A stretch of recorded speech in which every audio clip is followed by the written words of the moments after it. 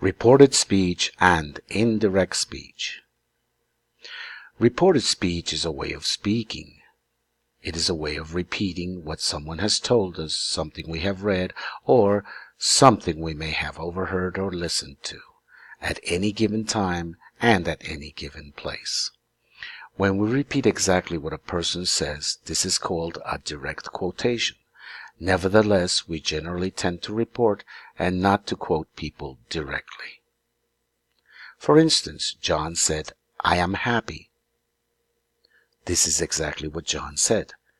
But when we are telling people what John said, we use reported speech and indirect speech. Reported speech generally is used to express what someone has finished saying. Therefore, if a person speaks in present or future, when we report what they say, we have to use the past tense and a past-future projection. For instance, Tom walks into the room and says, "I am happy today." Now, when I report what Tom just said, observe. I said what Tom just said. This means I'm going to speak in past because I'm going to report his message. So, in reported speech, I would say, Tom walked into the room and said he was happy that day.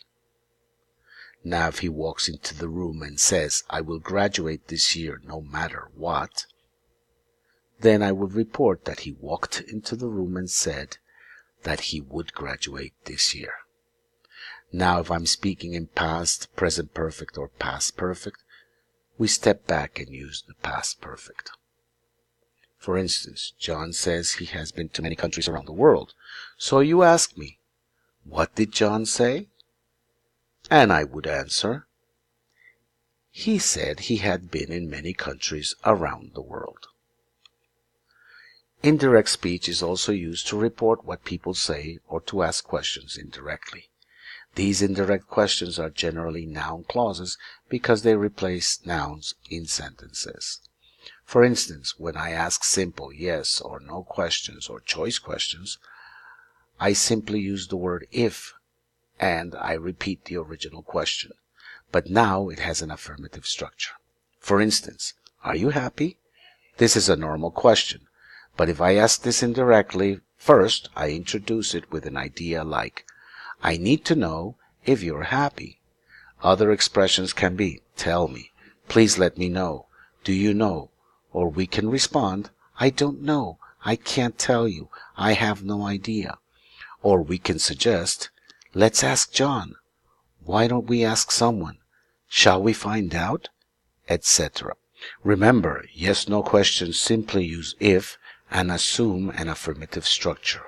Again, the auxiliary verbs do, does, and did are never used. All the other auxiliary verbs or modal auxiliary verbs work using an affirmative-like structure. Do you like music? This question is asking me if I like music. When we have information questions, we have to consider if the question is a subject question or an object question. This is important because subject questions never change. For instance, who directs the country? I don't know who directs the country. Can you tell me who directs the country? Observe, in this case, the question, can you tell me who directs the country, is the information we want to know, but not the question. The question is, can you tell me? I can respond, I have no idea who directs the country. Observe, in this case, it is not a question. When it is an object question and the question uses the auxiliary verbs do, does, and did, these auxiliary verbs are eliminated, like when we say, where do you live? This question asks me where I live or where my house is. Observe how I do not say, where is my house? Because this is not a question. It is an indirect statement or idea. What time do you get up? The question is asking me what time I get up. How do you feel every day? The question wants to know how I feel every day.